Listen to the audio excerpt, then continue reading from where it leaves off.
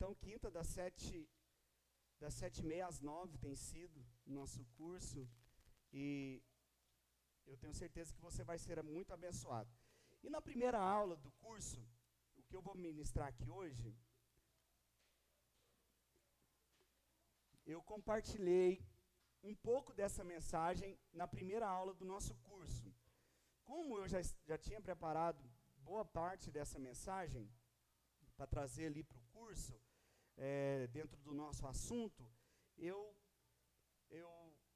já estava queimando no meu espírito de poder também compartilhar ela no culto. Então, eu tenho um grande desafio nessa noite, que é não sair daqui, não sair da minha posição. Por quê? Porque eu quero tentar te entregar isso que está aqui, esse conteúdo, esse ensino da palavra de Deus, porque eu tenho certeza que vai marcar a sua vida. Então, abra o seu coração, amém? Abra muito o seu coração, permita o Espírito Santo falar com você, porque nós é que damos liberdade para o Espírito Santo falar conosco. Então, faça isso, dê liberdade para o Espírito Santo falar com você. Use a Bíblia. Você está com sua Bíblia aí, né, no seu smartphone, ou com ela de papel? Eu não tenho tempo, às vezes, para esperar você ir até em todos os textos, mas eu vou ler todos eles aqui, ok? Preciso muito do seu coração para que você possa ser, de fato, impactado. Eu tenho certeza que sua vida não vai ser mais a mesma, você não vai olhar para Jesus com o mesmo olhar que você tinha até você chegar aqui nessa noite, amém? Amém, irmãos? Tem alguém aqui? Pelo amor de Deus, fala um amém de crente ali, amém? Aleluia. Feche seus olhos, curva sua cabeça. Espírito Santo, o Senhor é lindo e maravilhoso por aquilo que o Senhor é. Obrigado pela tua graça, obrigado pelo teu poder, obrigado pela tua presença. Nós sabemos que o Senhor é que nos dá a revelação da tua palavra. Nós não queremos ela apenas no nível intelectual, nós queremos ela, ó Deus, como revelação no nosso espírito. Então fale conosco, o Senhor tem liberdade nesse lugar. Use a minha vida como instrumento do Senhor para falar a cada um que está aqui, a cada um que está acompanhando pela internet, que de fato o teu Espírito fale, renove, mude, transforma, porque só o Senhor tem esse poder através da tua palavra. Assim eu ministro sobre cada um nessa noite, em nome de Jesus. Quem está comigo, diga amém. Glória a Deus. Efésios capítulo 3, versículo 1 até o verso 5, diz assim, o apóstolo Paulo está escrevendo essa epístola: por esta causa eu, Paulo, sou prisioneiro de Cristo Jesus por amor de vós, gentios, se é que tendes ouvido a respeito da dispensação da graça de Deus, a mim confiada para vós outros. Pois, segundo uma revelação me foi dada conhecer o mistério. Diga, conhecer o mistério. Eu não tenho como ficar parando, irmãos. Mas o apóstolo Paulo está falando da dispensação da graça, e ele está falando também que isso foi confiado a ele, foi uma revelação que foi dada a ele de conhecer o mistério, conforme escrevi há pouco, resumidamente. Pelo que, quando ledes, podeis compreender meu discernimento do mistério de Cristo. Mais uma vez ele está usando aqui a palavra mistério. Então é um mistério, tem um mistério aqui. E ele diz que então foi dado compreender o meu discernimento do mistério de Cristo, o qual em outras gerações não foi dado. Isso aqui foi exclusivo para o apóstolo Paulo. Ele está falando isso. Em outras gerações não foi dado a conhecer os filhos do homem, como agora foi revelado aos seus santos apóstolos e profetas no Espírito. Então agora está acontecendo essa revelação. Esse mistério está sendo revelado. O versículo 8 até o 11 ainda continua assim: a mim, o menor de todos os santos, me foi dada essa graça de pregar o evangelho aos gentios, o evangelho das insondáveis riquezas de Cristo, e manifestar qual seja a dispensação do mistério. Mais uma vez o apóstolo Paulo está falando do mistério, e aqui ele está falando de manifestar a dispensação do mistério. E esse mistério é desde os séculos, oculto em Deus. Olha o que ele está falando, que criou todas as coisas. Esse mistério estava oculto em Deus, esse Deus que criou todas as coisas. E ele ainda continua, porque pela igreja, a multiforme sabedoria de Deus se torne conhecida agora. Dos principados e potestades nos lugares celestiais. Presta atenção. Agora, o apóstolo Paulo está falando, agora, essa sabedoria de Deus, que veio por meio da igreja, se revelar aos principados e potestades, ou seja, nem eles sabiam. Vamos continuar. Segundo o eterno propósito que estabeleceu em Cristo Jesus nosso Senhor. Então isso que Paulo está falando a respeito dessa revelação, está totalmente ligada ao eterno propósito de Deus. Presta atenção aqui que eu preciso da sua atenção. Eterno propósito é muito mais do que um simples propósito. É um propósito eterno. Amém? Porque dentro do propósito eterno tem vários propósitos. E eu vou explicar isso mais na frente. Então, o mistério que ficou aqui oculto aos patriarcas e profetas, o mistério que ficou oculto aos principados e potestades, esse mistério que ficou escondido o tempo todo, Deus esconde aonde? Porque o contexto aqui, ele está falando exatamente de Cristo. Deus escondeu um mistério em Cristo. Existe algo em Cristo que estava escondido e nem os patriarcas, nem os profetas, nem principado e potestade discerniram ou perceberam esse mistério que estava oculto em Cristo. Existia algo escondido em Cristo. E falando de propósito eterno, de algo que é o desejo de Deus para a eternidade, propósito eterno é Deus projetando algo para ser eterno. E Deus criou o homem, em Gênesis, para que o homem tivesse a vida eterna. Amém? Amém? Então, quando nós vamos conhecer o propósito eterno de Deus, a partir da criação, qual é o propósito de Deus para o homem ao criá-lo? E aí, Gênesis, no capítulo 2, versículo 18 ao 20, eu vou ler para você, diz assim: disse mais o Senhor Deus, não é bom. Quem é que está falando? Peraí, irmãos. Disse mais o Senhor. Então Deus é que está falando, ok? Deus está falando o seguinte: não é bom que o homem esteja só. Far-lhe-ei uma auxiliadora que lhe seja idônea. Deus olha para o homem e fala: não é bom que ele esteja só, vou fazer uma auxiliadora. E continua ainda: havendo, pois, o Senhor Deus formado da terra todos os animais do campo e todas as aves dos céus, trouxe-os ao homem para ver como este lhe chamaria. E o nome que o homem desse a todos os seres viventes, esse seria o nome deles. Deu nome o homem a todos os animais domésticos, as aves dos céus e todos os animais selváticos. Para o homem, todavia, não se achava uma auxiliadora que lhe fosse idônea. Presta atenção. Adão se encontra só. Eu fiquei pensando nisso, irmãos. Adão se encontra só. Apesar de que ele não estava só, tinha todos os animais, todas as espécies. E quem declara sobre essa solidão do homem, não é Adão reclamando para Deus. É Deus falando, não é bom que o homem esteja só. Grava isso, pelo amor de Deus, porque isso aqui é a chave da mensagem. Então, quem declara sobre essa solidão do homem é Deus. E eu penso, como alguém em que Deus vinha falar com ele todos os dias na viração do dia, Deus falava com Adão, e como alguém que tinha esse relacionamento com Deus, ainda se estava só. Eu penso comigo, que Adão olhava para baixo, ele era autoridade sobre a criação. Ele deu o nome para os animais, ele tinha a imagem de Deus. Ele é autoridade. Então ele olha para baixo e ele tem os animais. Ele olha para cima, ele tem o autor da vida, aquele que criou. O Deus Todo-Poderoso, aquele a qual ele mesmo poderia e deveria provavelmente chamá-lo de Pai. Então ele olha para baixo e vê a criação, e olha para cima e vê o Criador. Mas ele olha para o lado e não vê ninguém.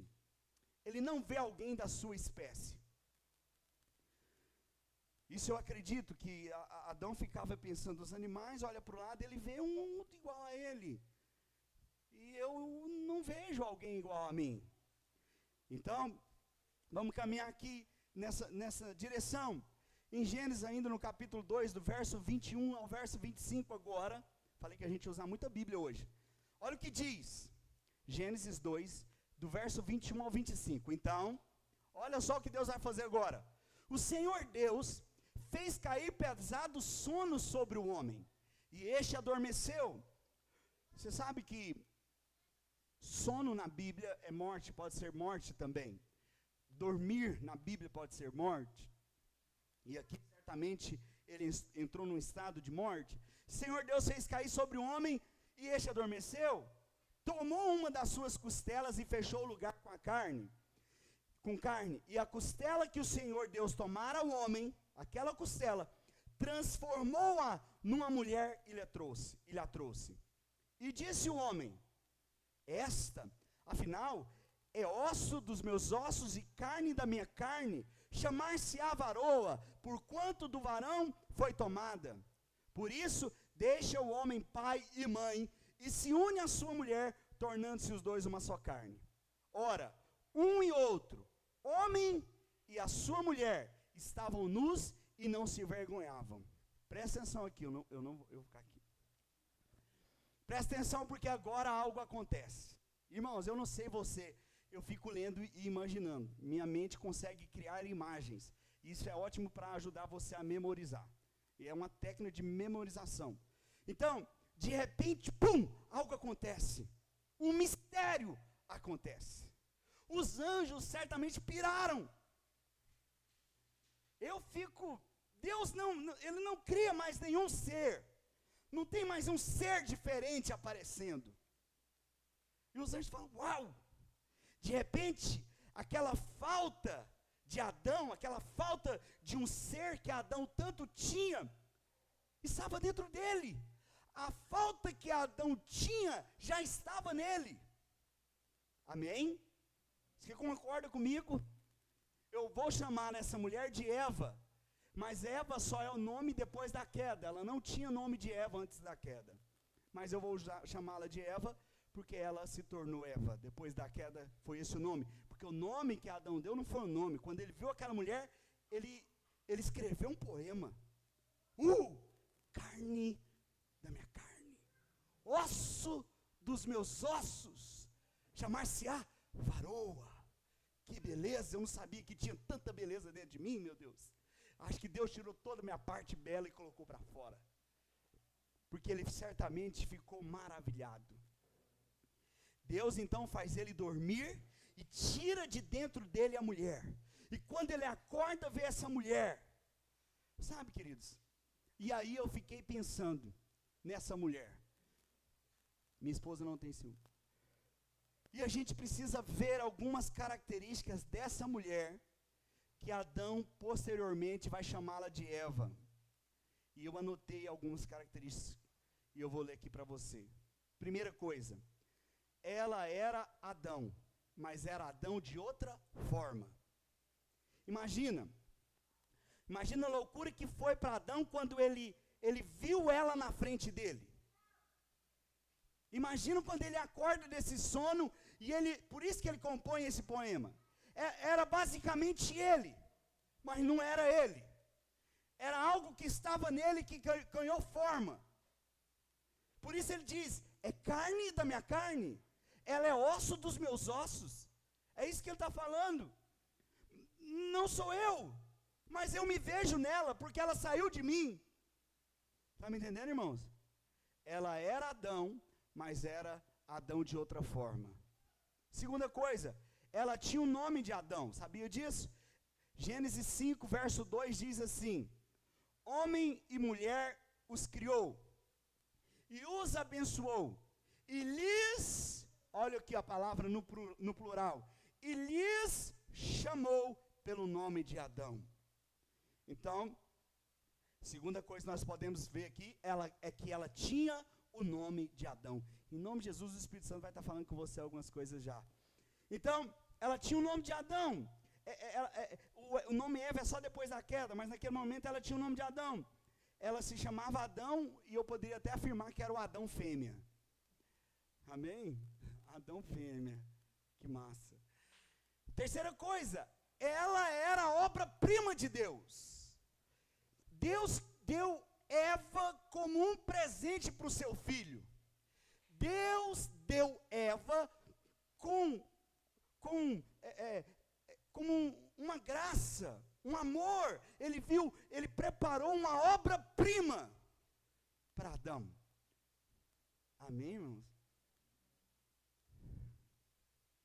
Quarta coisa, ela era completamente devota a Adão e Adão completamente devoto a ela.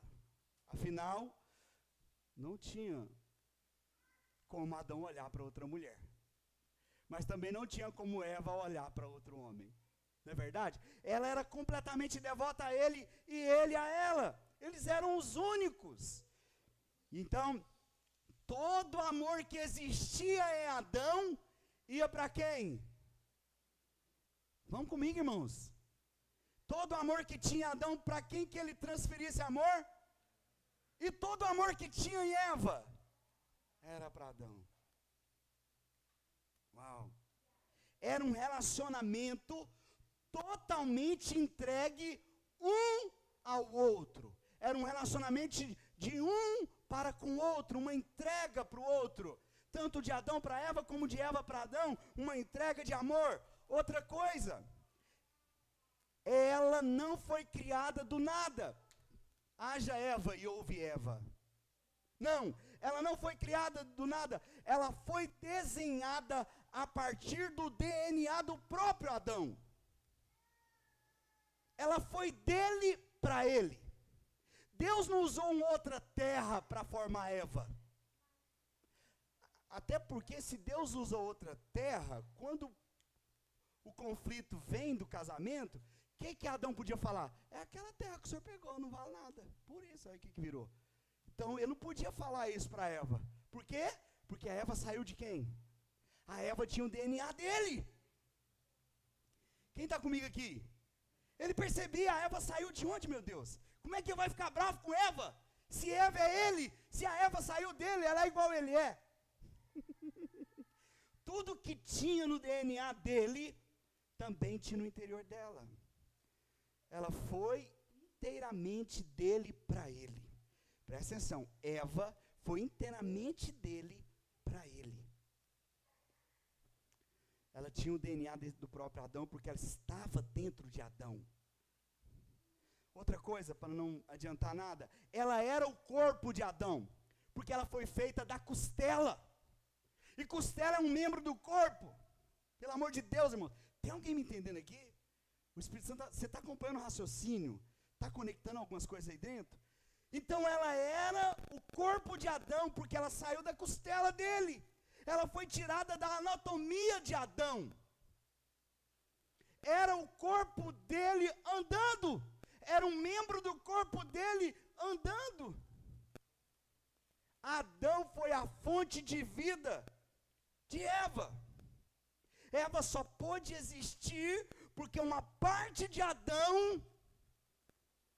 estava nela.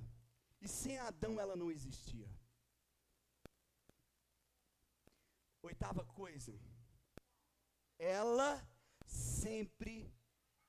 esteve sempre nele. Ela pré-existia em Adão. Antes da sua aparição na terra, quem concorda comigo aqui, amém, irmãos?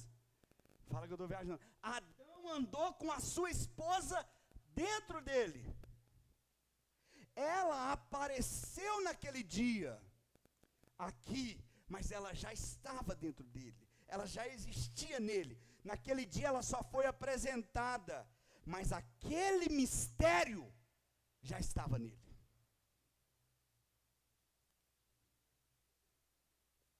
Qual que é o mistério, irmãos? Qual é o mistério que o apóstolo Paulo está falando em Efésios? Última coisa, nona coisa, foi formada de uma nova criação. Foi formada uma nova criação. Olha só, pega o raciocínio comigo. Ela não faz parte da criação de Deus lá. Ela é uma nova criação.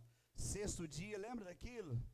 Lembra lá? Gênesis 1, criação, Deus cria, Deus cria também lá o homem, Deus cria o homem e a mulher, e ele fala, descansou no sexto dia, mas a mulher, ela não foi feita do barro, ela não faz parte dessa criação, a mulher faz parte de uma nova criação. Como que é essa nova criação? É a partir do que já tinha sido criado. Quem está comigo aqui, irmãos? Porque Eva não foi feita do barro, Eva foi feita da costela do homem, então ela é uma nova criação. Então, ela não faz parte da criação, mas de uma nova criação. E um ponto interessante aqui que eu pedi para você pensar um pouco, é como que pode, na criação perfeita de Deus, existir solidão? Isso entra em confronto na minha mente e provavelmente entra na sua. Como que existe a criação de Deus, algo que Deus faz e que é perfeito, porque aqui é antes da queda, como que algo que Deus criou de maneira tão linda e perfeita, existe solidão, uma carência? Peraí, carência, solidão, é fruto do pecado, não pode ser de Deus. E aí a gente vai, e eu preciso agora da sua atenção, para entender essa solidão. Como é que ele diz, não é bom, se tudo que Deus faz é bom e perfeito? Como pode Adão sentir solidão? De onde veio essa solidão de Adão? Como o homem lá de Gênesis 1:26, que diz, façamos o homem à nossa imagem, conforme a nossa semelhança. Como que esse homem nasce com a imagem de Deus e nasce com solidão? E se sente só? Colossenses, no capítulo 1, versículo 15, para a gente poder entender. Colossenses capítulo 1, verso 15, diz assim, falando de Jesus aqui, este é a imagem do Deus invisível, o primogênito de toda a criação. Então, vamos comigo, irmãos, nós somos Bíblia aqui, Gênesis 1:26, façamos o homem à nossa imagem conforme a nossa semelhança, façamos o homem à nossa imagem, ok? Deus está falando isso, a Trindade, façamos, Deus está falando, façamos o homem à nossa imagem. Colossenses 1:15 está falando, este é a imagem, presta atenção, Jesus é a imagem. Quando Deus cria o homem, façamos o homem a nossa imagem, então a imagem do homem é a imagem de Cristo. Cristo é o molde, porque Colossenses está falando que ele é a imagem. E se façamos o homem a imagem, então o homem é a imagem de Cristo. Eu explico assim, estão entendendo, irmãos? Está comigo aqui? Você não vai cair da cadeira, agora nós vamos chegar lá. Então presta atenção, Jesus é um molde, e como Jesus sendo um molde, existe essa solidão. O homem nasce com essa solidão, e se o homem que é a imagem de Deus, que é Cristo, Cristo tem essa solidão. Quem está comigo? Eu estou fazendo uma afirmação perigosa, principalmente para teologia, mas se você me acompanhar aqui, você vai ver, você vai falar, uou, não percebi isso. Então se o homem nasce, eu estou antes da queda, a imagem de Cristo, Cristo é a imagem de Deus, e o homem então é feito a imagem, o homem nasceu com essa solidão, e viu Deus que o homem estava só, a imagem de Deus também está só, Cristo também está só, e aqui está o mistério, irmãos, esse é que é o mistério, Jesus também está só, incrível isso, a solidão do Adão terreno, era reflexo da solidão do Adão celestial, Cristo, Filho de Deus, também se sentia só. E uma coisa que eu e você sabemos, 1 João capítulo 4, diz que Deus é, vamos lá, irmãos, Deus é o quê? Ai, meu Deus, Deus é amor, Deus é amor, e Deus ele não começa a amar, acho que agora eu comecei a amar fulano, não, Deus não tem isso, Deus é amor, ele é amor, ele ama, ele não começa a amar, então, se ele é amor, se isso é um atributo dele, e ele é eterno, agora, preste atenção, como que a Bíblia é linda, até para as definições de Deus, e um dos atributos é que Deus é amor. Deus sendo amor, para ele ser amor, tem que ter um amante, e tem que ter um amado. Presta atenção. Como Deus sendo amor, como é que ele vai revelar isso para alguém?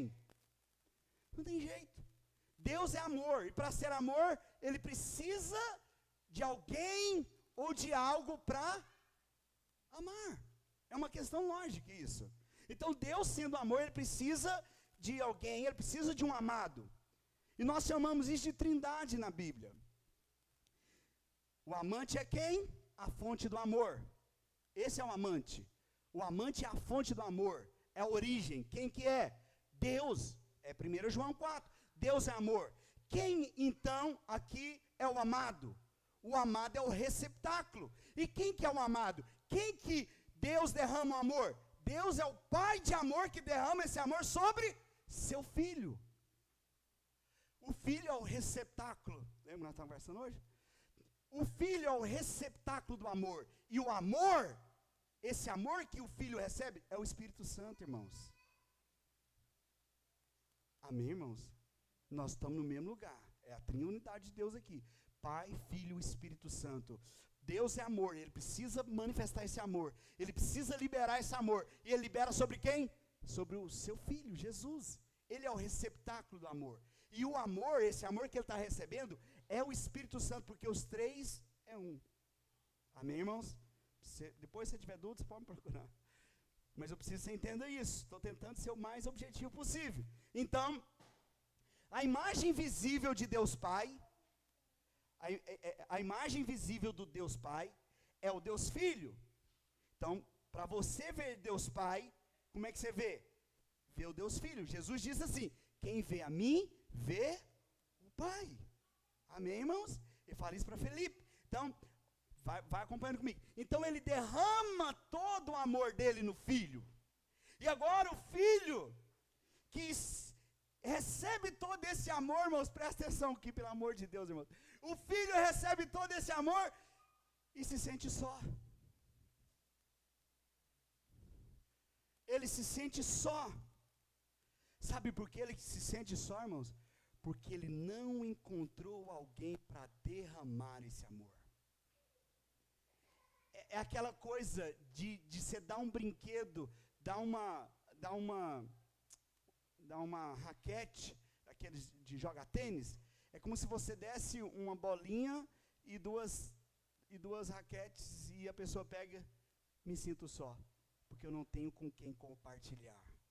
O que Adão sentia de estar só, o que Deus diz, viu Deus que o homem estava só, Deus viu que o homem estava só, porque para quem que ele vai derramar todo o amor que ele está recebendo? É isso que Deus está falando aqui em Gênesis. Deus derrama todo o amor no Filho. E o Filho agora se sente só porque ele não encontra ninguém para derramar esse amor que está nele. Era isso que Adão sentia. Um amor de Deus tão intenso, tão maravilhoso, que ele olhava e via bicho. Ele olhava e via Deus e fala: mas quem está do meu lado para distribuir o que eu estou recebendo? Não tem ninguém. É essa solidão que Adão sentia. E agora ele estava à procura, ele estava ali dando nome nos animais e não encontrava nenhuma auxiliadora que lhe fosse idônea, não encontrava alguém da sua própria espécie que ele pudesse compartilhar, para derramar aquilo que o Pai estava depositando nele, para derramar todo aquele amor que o Pai estava depositando nele. Então, a solidão do Adão terreno é o reflexo da solidão do Adão celestial. É por isso que a Bíblia faz questão, agora você vai entender o contexto. O apóstolo Paulo, em 1 Coríntios 15, no versículo 45, vai chamar Jesus de último Adão. Adão, o primeiro Adão e último, não é o segundo Adão, é o último Adão. Não tem outro depois desse. Então, quando o apóstolo Paulo escreve 1 Coríntios 15, 45, fala assim, ó: pois assim está escrito, o primeiro homem, Adão, foi feito alma vivente. O último Adão foi feito espírito vivificante. Presta atenção aqui comigo. É por isso que então, quando Paulo fala, chama Jesus de segundo Adão, leva eu e você a fazer exatamente o que nós estamos fazendo aqui. A olhar para Adão e ver em Adão o desejo de Deus em Cristo. Porque Cristo é o segundo Adão. Ele não precisava ter citado o nome Adão, mas citou o nome Adão para que você pudesse olhar para Cristo e agora vai ver quem era Adão. E por isso que eu te dei essas características lá de Gênesis, de quando Deus criou a mulher a partir da costela de Adão. Porque nós precisamos entender uma coisa. Qual que era o desejo de Deus, então, propósito eterno de Deus? Quando nós lemos isso aqui, como nós lemos agora no livro de Efésios, Deus tem um desejo eterno. Qual que é esse desejo eterno? Nós podemos dizer de duas formas. Se você olhar na perspectiva do Deus Pai, o desejo de Deus como Deus Pai, como eu estava falando com você, o desejo eterno do Deus Pai é ter uma família. O desejo eterno de Deus Pai é ter uma família. A primeira forma que nós podemos ver. Mas se você olhar na perspectiva de Deus Filho, o desejo de Deus na perspectiva de filho é ter uma esposa. É Gênesis, é ter uma esposa. Na perspectiva de pai, é ter uma família. Na perspectiva de filho, é ter uma esposa. Se você ler Gênesis, capítulo 24, Abraão queria ter uma família. E ele manda o seu servo ir atrás de uma esposa para Isaac. Agora, Isaac queria uma esposa. O pai quer uma família, o filho quer a esposa. Tem alguém comigo aqui? Amém? Vamos olhar nessa perspectiva. Então, o desejo eterno do filho é ter uma esposa. O desejo do pai é ter uma família. Então, Efésios 3, presta atenção, está tudo junto. O tema do capítulo 3 é o propósito eterno de Deus. É um mistério que foi revelado. Quando chega no capítulo 5 de Efésios, Paulo começa a falar de casamento. E Paulo vai falar de casamento e usa o quê? Gênesis capítulo 2. Olha aqui a explicação de Paulo. Efésios capítulo 5, versículo 31 e 32. Irmãos, não perde nada não, porque senão você vai desconectar tudo. Presta atenção. Efésios 5, 31 e 32 diz assim, olha o que ele vai citar de Gênesis 2 que nós já lemos. Eis porque deixará o homem a seu pai e a sua mãe, se unirá a sua mulher, se tornarão os dois uma só carne. Paulo está falando de casamento, então tá jóia, né? Mas presta atenção agora no verso 32. Grande é esse mistério, mas eu me refiro a Cristo e a igreja. Olha o que Paulo está juntando, querido. Ele está pegando o texto de Gênesis 2, que nós acabamos de falar, quando Eva nasce, ou a mulher nasce, ou ela é criada a partir da costela de Adão, e ele cita esse texto de lá, mas agora ele não está falando mais de casamento, ele está falando de um mistério.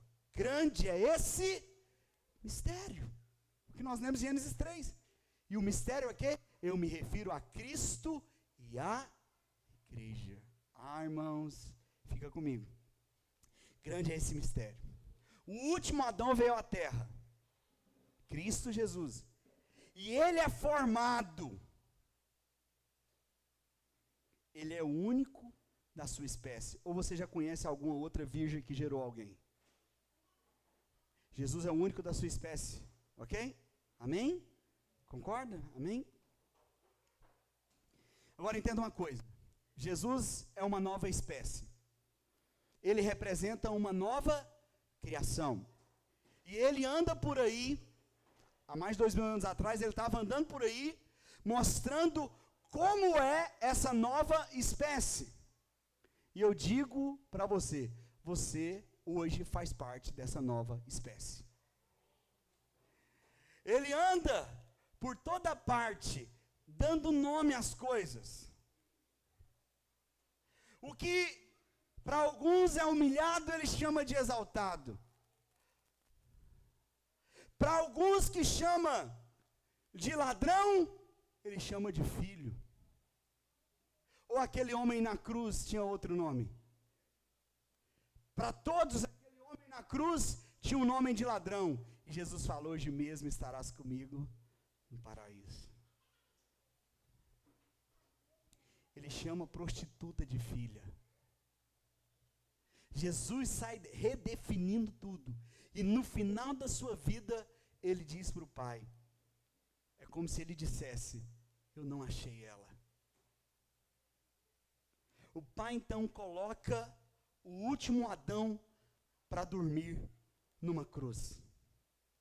E quando ele dorme, o Pai chama um soldado romano e fala o seguinte: confere se ele está dormindo e vai do lado dele e enfia essa lança perto da costela, na costela dele, enfia essa lança, porque a partir desse sono eu vou trazer uma esposa. E quando o soldado enfia a lança, o lado de Jesus é aberto. Quem é que está saindo do lado dele? A esposa. Eu. Você. A igreja. A noiva. Sabe, irmãos, naquele dia, quem é que estava nascendo a partir daquela morte? Quem estava nascendo a partir da natureza de Cristo? A noiva dele. Qual que é o nome da noiva? Igreja. Você tem noção que nós somos a noiva do Cordeiro? Nós somos essa mulher, se fosse ter um gênero, nós somos essa noiva do Cordeiro de Deus, ou a esposa de Jesus. Porque noiva para o ocidente é uma coisa, noiva para lá é outra. É como se já fosse casado, só está preparando para de fato entrar nas bodas. Então presta atenção. Noiva é esse conceito. E aqui eu quero, junto com você, bem rápido, para a gente poder caminhar para o final, as características da igreja que saiu de dentro de Jesus. Primeira coisa. Ela é Cristo em outra forma, porque ela foi tirada dele. 1 Coríntios capítulo 12, verso 12, Paulo diz assim: porque assim como o corpo é um e tem muitos membros, e todos os membros sendo muitos, constitui um só corpo, assim também com respeito a Cristo. Presta atenção, a igreja é o corpo porque ela saiu de onde, irmãos? Porque ela saiu de Cristo. A igreja é o corpo de Cristo. Agora, o corpo de Cristo, quando você vê o corpo de Cristo, você vê quem? Você vê quem? Cristo. Não dá para falar assim, olha, o corpo do Elvis e o Elvis são duas partes separadas. Não dá para falar isso, irmãos. O corpo do Elvis é o Elvis. O corpo de Cristo é? Fala, irmãos. Você tem de falar que é Cristo, irmãos? Nós já falamos isso aqui 100 vezes. Quem quer conhecer Jesus tem que conhecer quem? Quem tem que conhecer, irmãos? Oi, Jesus. Deixa eu te falar uma frase que está no meu celular. Eu coloquei essa frase na hora que eu estava preparando a mensagem, mas é para outra coisa. Mas eu vou falar ela porque eu lembrei aqui. Nós não vemos Jesus hoje face a face, mas ele decidiu esconder a sua face através do próximo, ao ponto de que quando eu amo o meu próximo, eu vejo a face de Jesus. Os irmãos entenderam o que eu falei? Porque a igreja é Cristo, irmãos. Não é o que foi ensinado aí não, irmãos. Está institucionalizado. virou placa, virou programa, virou comércio, virou um tanto de coisa. Estou te falando, isso aqui é Bíblia, irmãos. Pegando textos e textos e textos de criação, a crucificação, a partir da crucificação, para mostrar para você a sublimidade, a magnitude, a grandeza que é a igreja. Igreja nunca é um lugar, nunca foi, irmãos. Amém. Entenda a magnitude. A igreja, segunda coisa, a igreja tem o nome de Cristo. A igreja tem o nome de Cristo. Olha o que a Bíblia diz, Apocalipse 22, verso 3 e 4. Nunca mais, último capítulo da Bíblia, nunca mais haverá qualquer maldição. Essa aqui é a igreja do fim. É a igreja, nunca mais haverá uma maldição. Nela estará o trono de Deus e do Cordeiro. Os seus servos o servirão, contemplarão a sua face, e na sua fronte está o nome dele, Cristo. Outra coisa, a igreja é a obra-prima de Deus, é um presente para o seu Filho, Jesus. Porque o Filho também, Jesus tinha a solidão. Irmãos, pega comigo, não vou adiantar nada não, porque eu estou caminhando para o final.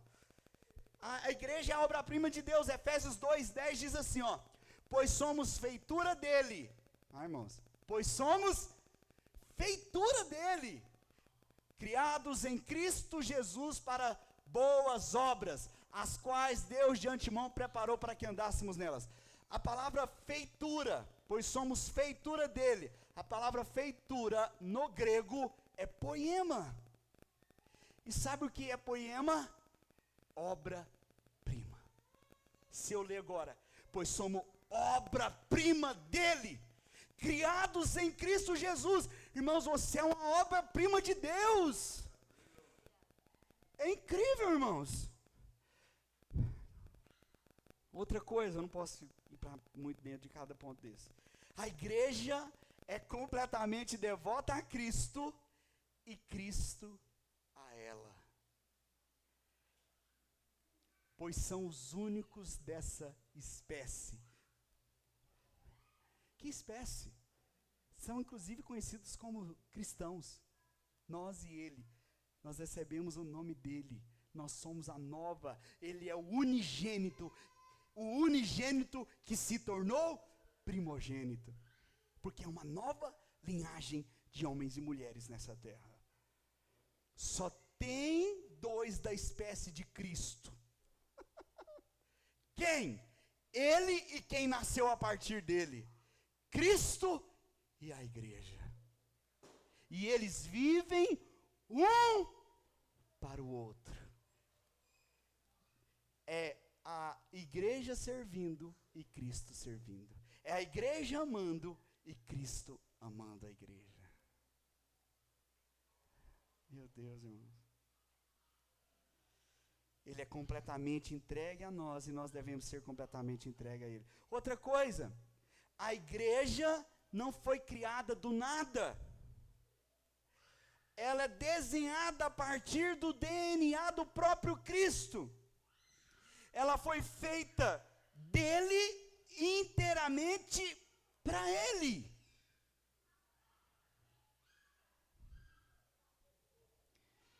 A igreja, sexta coisa, é o corpo de Cristo, porque foi tirada a sua anatomia.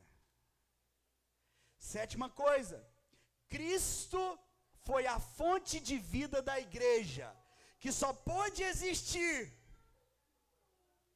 porque uma parte de Cristo está nela. Sem Cristo, a igreja não existiria, irmãos. Você sabe disso, a primeira vez que a palavra igreja aparece na Bíblia, no Novo Testamento, é Mateus 16, quando Jesus está falando com Pedro sobre a revelação, ele diz, sobre essa pedra, eu edificarei a minha igreja. Então, a igreja só veio existir, por isso que, muitas das vezes, se você não coloca Cristo no Velho Testamento, você não edifica a igreja, você causa medo nela. Você só edifica a igreja no Velho Testamento quando você coloca Cristo no Velho Testamento. Por isso que muito lugar cheio de legalismo, que põe maldição, que põe doença, que põe peso, que destrói, que Deus é aquele terror, é porque Cristo não está lá. Isso não edifica, isso causa medo. Você vai ver os textos aí, para a contribuição, por exemplo, o devorador vai vir detonar tudo, e Deus vai pesar a mão, vai colocar doente, porque pegou a irmã lá de Moisés, Miriam, e pôs uma lepra nela, porque ela... aí toca o terror, irmãos. E aí quem é que não vai fazer o que o povo fala? É Deus que vai pôr uma doença em mim, é Deus que vai tirar meu emprego, é Deus que vai... Então você não edifica. Você gera um bando de gente com medo de Deus, mas que não chama ele de pai, mas ele é patrão. Vamos para cá. Então a igreja existiu a partir de Cristo. Oitava coisa, a igreja estava nele, ela sempre existiu nele, antes da sua aparição na terra. Eu falei isso agora há pouco. Cristo andou com a sua esposa dentro dele. Efésios 1:4 diz, assim como nos escolheu nele, antes da fundação do mundo, para sermos santos e irrepreensíveis perante ele e em amor. Você já estava nele. Quando você se entrega a ele, é a hora que você aparece. Entendeu? É a hora que você sai dele. Quando nós entregamos a nossa vida a Cristo, é quando nós saímos dele e manifestamos. E nona coisa, a igreja faz parte de uma nova criação. 2 Coríntios 5,17 diz assim, e assim, se alguém está em Cristo, é nova criatura. As coisas antigas já passaram, e esse que fizeram novo, é um novo começo. Agora, presta atenção. Jesus tem alguém para derramar o amor. Jesus tem alguém para derramar o amor que ele recebe do Pai. Jesus tem uma esposa que pode ser o receptáculo desse amor que ele recebe do Pai. Irmãos, isso é muito real. É muito real, irmãos. Jesus, se você ler os evangelhos, vai ver Jesus caminhando e amando. E amando os piores. E amando quem não merecia. Ele está transbordando o que ele recebe do Pai, que é amor. A igreja surge para ser o receptáculo desse amor. João 15, verso 9, olha o que Jesus disse. Como o Pai me amou. Presta atenção. Ele recebe o amor de quem? Do Pai. E Jesus está afirmando o que eu acabei de falar para você. Como o Pai me amou, também eu vos ameis. Permanecei no meu amor. Irmãos, o padrão de amor, do amor de Jesus por nós, é o padrão de amor de Deus por Jesus. É muito lindo isso. O desafio como esposa não é amá-lo. O desafio como esposa é receber esse amor. Você foi criado por Deus para receber amor. Porque você só pode dar aquilo que você... Meu Deus, irmãos. Meu Deus. Então o desafio como noiva, está cheio de gente querendo amar a Deus. Nós já falamos isso quantas vezes. Não para de querer amar a Deus sem antes entender o quanto Ele te ama. Porque nós amamos, porque Ele nos amou primeiro. A Bíblia é linda, ela conecta com tudo. Você foi escolhido para fazer parte da esposa de Cristo, em quem Ele vai derramar todo o amor dEle. Romanos 5,5 diz que o amor de Deus é derramado no nosso coração, pelo Espírito. Todo o trabalho do diabo na vida do homem consiste numa só coisa: esconder esse mistério. Ele não quer que você saiba o quanto que você é amado. E por isso que você sente, parece que ele te abandona, tem hora. Jamais! É mentira do diabo. Pastor, mas e quando eu erro? Ele te ama. Você não manda seu filho embora quando ele erra. Você não é melhor que Deus. Ele quer te cuidar de você para você não precisar errar de novo. Simples. Todo problema na sua vida é porque você não sabe o quanto amado você é. Tudo que você fez de errado é porque você não tinha um entendimento do quanto Ele te ama para cuidar de cada detalhe da sua vida. E muitas das vezes estamos em busca desse amor. E lá em Efésios 2, Paulo usa 3 ilustrações, não precisa você abrir, para falar sobre a igreja. Ele diz que a igreja é uma família para o pai. A igreja é um corpo para o filho, e é uma morada para o Espírito Santo. Capítulo 2 se resume nisso, e são ilustrações para falar da natureza da igreja. Família para o pai, fala de DNA, da nossa herança. Um corpo para o filho, fala da função, daquilo que fazemos, estamos envolvidos, missão, daquilo que Jesus está fazendo na terra. E uma morada para o Espírito, fala de uma posição, de uma habitação de Deus aqui na terra. Mas pasme, tão bonito essas ilustrações em Efésios 2, mas quando a Bíblia vai falar em Apocalipse 22, 17, que é a igreja do fim, a igreja dos últimos dias, quando a gente vai lá para ver, no último capítulo, a igreja final, da conclusão de tudo, lá não está escrito assim, ó, o Espírito e a família dizem, vem. Lá não está escrito dizendo assim, o Espírito e o templo dizem, vem. Mas lá está escrito o seguinte, o Espírito e a noiva dizem, vem. Por que na igreja dos últimos dias, a palavra usada para a igreja não é nem como se ela fosse uma habitação, não é nem se ela fosse um lugar, um templo de habitar, é usada a palavra noiva. Sabe, queridos, é para que eu e você possamos compreender algo. Pasma, eu estou encerrando.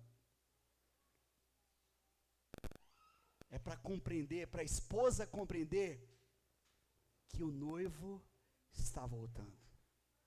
O noivo está voltando. É uma palavra para a noiva, para a sua esposa, que ele vai voltar. É por isso que tem essa expressão. Fala de um coração apaixonado pelo noivo. O Espírito e a noiva dizem, vem, vem, vem noivo, vem noivo. A igreja está com o coração apaixonado. E agora, segura aí. Quando a igreja compreender então, que ela é esposa de Cristo, ele vai voltar. Quando a igreja entender que ela é essa esposa, essa noiva, ele vai voltar. Sabe por quê, querido? Por que a expressão noiva? Por causa desse coração apaixonado. E olha, querida, a característica da última igreja é noiva e é de uma noiva apaixonada. Eu vou te dar alguns dados agora para você entender por que eu estou dando uma ênfase nisso. Em 1988, em que ano, irmãos? 1988. Um grande homem de Deus, um americano, não lembro o nome dele aqui, é um nome em inglês, obviamente. Um americano, ele recebeu uma visita muito forte da presença de Jesus no quarto dele. E o Espírito Santo falou para ele, a partir de hoje, enquanto você viver nessa terra, você vai falar, o seu ministério é para falar sobre mim e para falar como noiva. Você sempre vai trazer a minha imagem para a noiva, enquanto o seu ministério agora é noiva. Como ele é uma pessoa muito influente no mundo inteiro, ele pediu então, ele tinha uma equipe de pesquisadores, ele pediu para que seus pesquisadores agora então, pudessem levantar pesquisas no mundo inteiro sobre o aspecto da noiva na Bíblia. O que a Bíblia falava? Então eles iam procurar em livros, o que já tinha escrito de livros, o que já tinha tido de músicas, quais os documentários feitos. E eles passaram ali alguns anos pesquisando. E não encontraram nada. Não existia nenhuma música no mundo inteiro que mostrava esse aspecto da igreja como sendo noiva para o noivo. A única coisa que eles conseguiram foram pequenos artigos em algumas manchetes. Enquanto isso, irmãos, 1900 e... Mas tinha a igreja como exército, igreja como família, tinha a igreja como habitação de Deus, sempre teve, mas não tinha a igreja como noiva. Agora, nos dias atuais, irmãos, eu vou falar agora de um dado de 2020. Quando, irmãos? 2020. Já são milhares de livros escritos no mundo. Já são milhares de músicas compostas no mundo, mostrando a igreja como noiva. Qual que é a igreja dos últimos dias? É a igreja sendo noiva. Nunca se cantou tanto com o coração apaixonado para Jesus como ultimamente nas músicas que estão sendo compostas. Nunca se falou tanto de adoração, contemplação, ágape, como tem falado nos últimos 10 anos. Sabe, amados, nós vivemos uma reforma da Bíblia. E nós também estamos vivendo uma reforma da igreja que traz ela como sendo a noiva. Nós fomos enganados na religiosidade, em tudo que se envolve, todas essas características. Parece até estranho dizer esses pontos, mas é porque nós não conseguimos ver tanto. Jesus não vai casar com jugo desigual. Ele não vai casar com a noiva morna. Ele vai casar com uma noiva queimando de amor. A noiva que Jesus vai casar é uma noiva apaixonada. Sabe duas características do fim dos tempos, que todo mundo aqui provavelmente sabe? É que vai se levantar um espírito de engano muito forte. E se acha, o que esse espírito de engano vai fazer?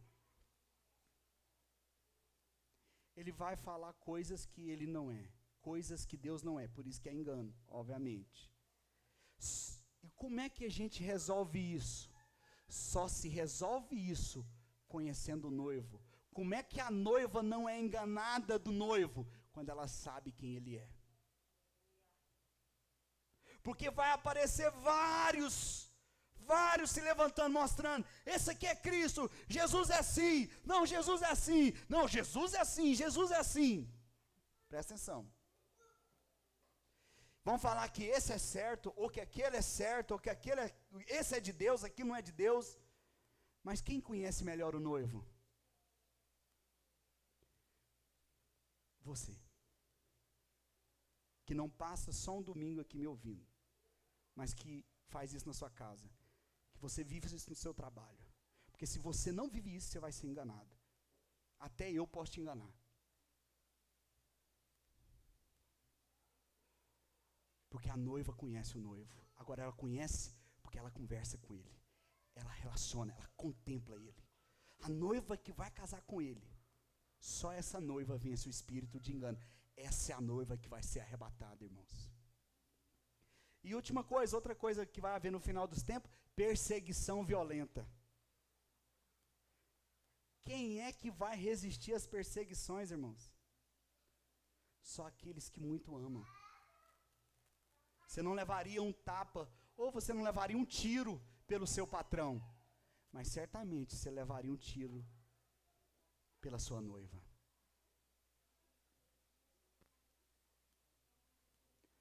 Jesus quer nos levar para outro lugar como igreja nessa cidade, irmãos. Deus está chamando a Hebron para ser precursora aqui em Itaberaí dessa revelação. Muitos tesouros na terra são miseráveis diante de Deus. Vamos ficar em pé?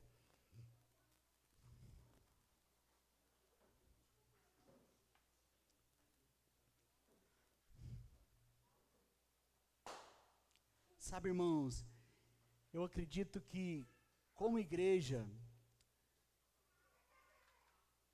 O desejo de Deus para nós é sairmos daquele patamar de eu tenho mesmo que fazer isso na igreja?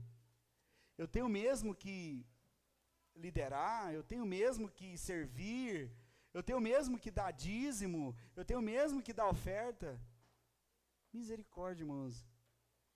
Eu sinto dizer, mas hoje o meu coração, Deus não chamou Hebron para ser essa igreja, onde os membros têm que perguntar, eu tenho que fazer isso? Deus o livre, irmãos. Porque uma noiva, você acha que noiva fica presa em alguma coisa? A noiva, ela é conquistada, não é imposto.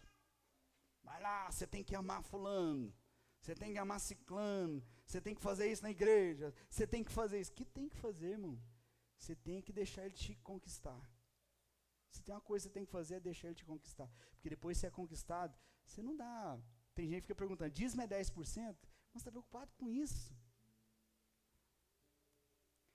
Depois que ele te conquista, você não dá 10%, você dá sua vida. Sua vida vai mais que 10% de dinheiro.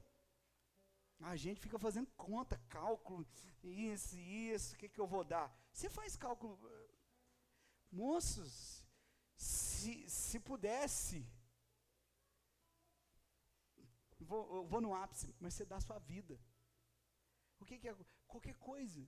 Pensa comigo, irmão. Pensa que qualquer coisa.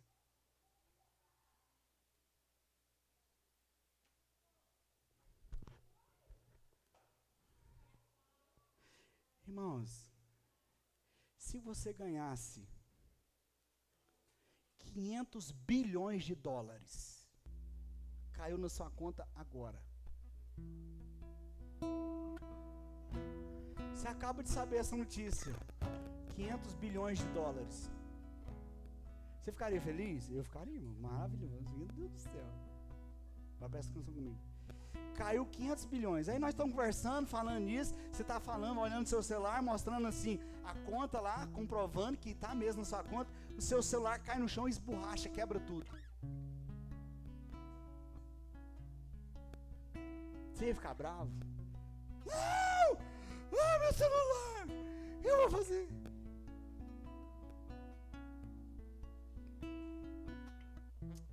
Sabe, irmãos, eu fiquei pensando nisso ontem. Não foi 500 bilhões que caiu na sua conta. 500 bilhões de dólares. É incomparável com o que nós recebemos. Só porque a gente não percebeu, irmãos. A gente valoriza mais o celular. A gente valoriza mais coisas. E a gente cuida delas. Não estou falando que você tem que ser zeloso, obviamente. Mas não esquece do principal. De onde vem. A frase que eu coloquei aqui no final é: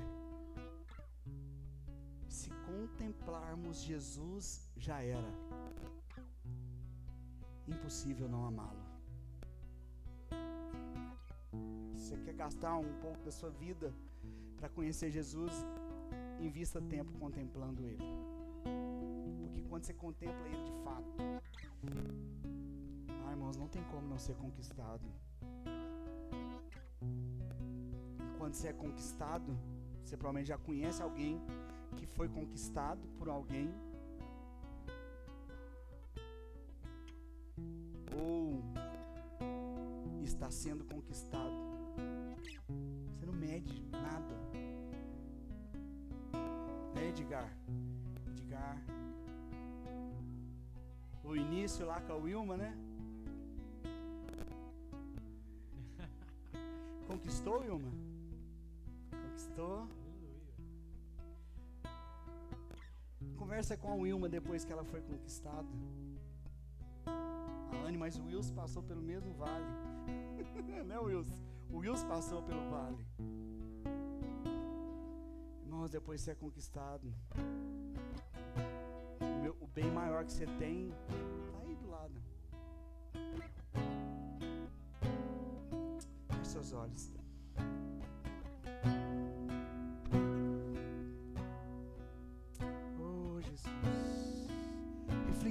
instante, enquanto o Rafael vai cantando aqui, reflita alguns segundos aí.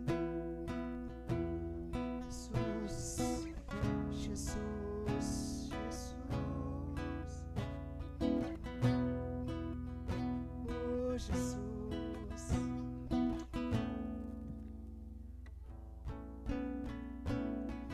Ele se importa comigo, me ama como um furacão, sou como uma árvore que se move pelo seu vento de misericórdia.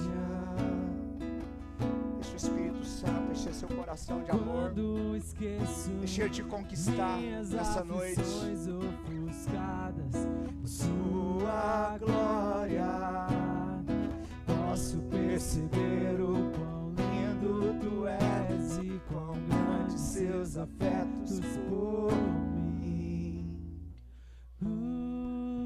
Oh Jesus, Como Ele nos ama tanto, oh, como Ele nos ama, como Ele nos ama tanto. você é o receptáculo do amor, querido. Nos ama tanto, nos ama tanto, nos ama tanto, nos ama,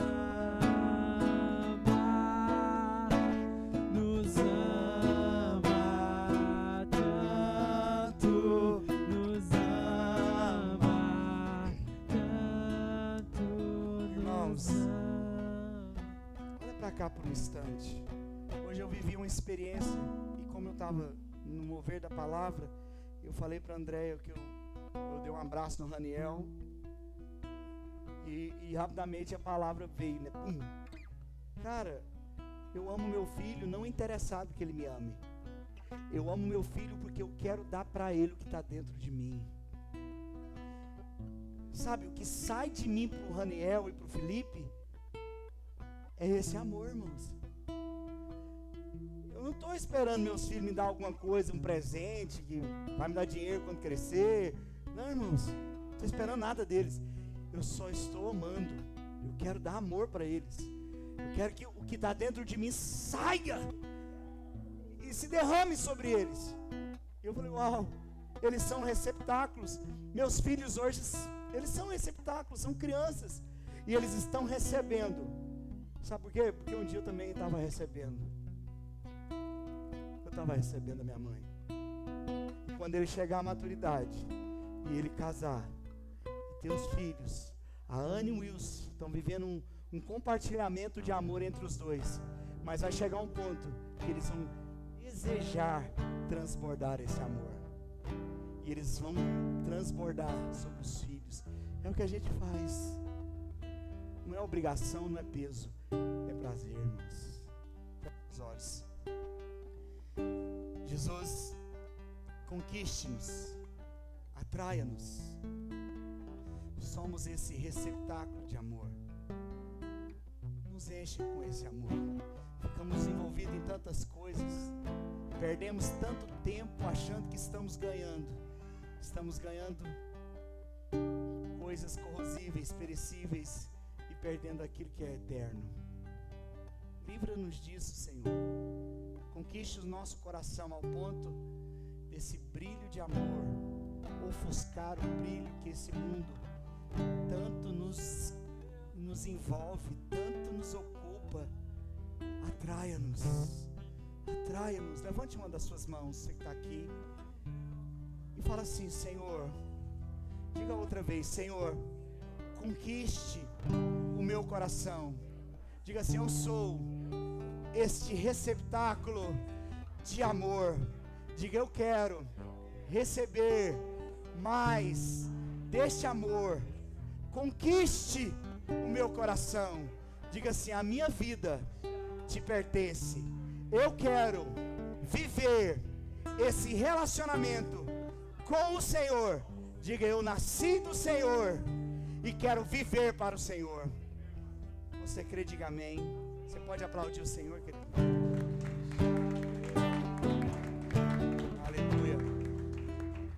Glória a Deus pela sua vida.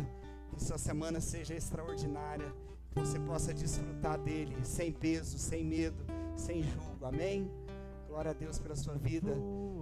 Se você quiser conversar, pedir oração, quiser entregar sua vida para Jesus, você que ainda não fez essa oração, eu estou aqui na frente à disposição para te servir no que você precisar. Amém? Que sua semana seja extraordinária. Tamo junto. Glória a Deus.